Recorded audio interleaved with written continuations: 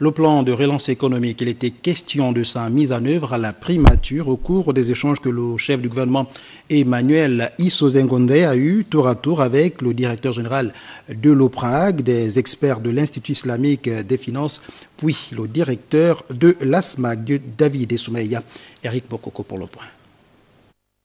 Après avoir contribué au succès et à la réussite du séminaire de formation professionnelle sur les métiers et les opportunités offertes par la finance islamique, les experts de l'Institut islamique des finances, conduits par le directeur général de l'OPRAG, Saïd Abeloko, sont venus remettre les conclusions de cette réflexion au Premier ministre chef du gouvernement Emmanuel Isozengonde. Nous avons échangé donc sur les préoccupations, sur les besoins, les enjeux, les défis, qu'ils soient d'ordre réglementaire, qu'ils soient d'ordre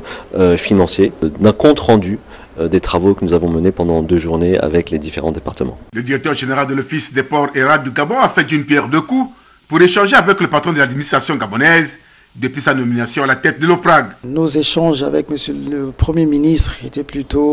allaient plutôt dans le sens de recevoir les instructions du chef de gouvernement, donc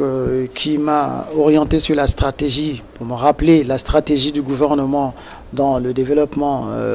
des activités et surtout la gestion des structures parapubliques. Donc j'ai bien reçu les instructions et les conseils sages de son Excellence, Monsieur le Premier ministre chef du gouvernement, et moi qui lui ai réitéré ma motivation à suivre l'activité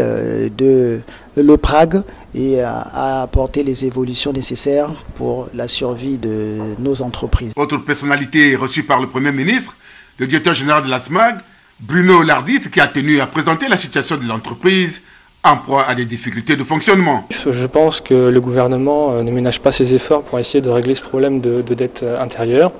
Un certain nombre de mesures aussi doivent être prises d'ici la fin de l'année en relation avec les partenaires financiers du pays. Le Premier ministre a toutefois rassuré ses interlocuteurs de ce que le gouvernement ne ménagera aucun effort pour se pencher sur les différents cas d'espèce.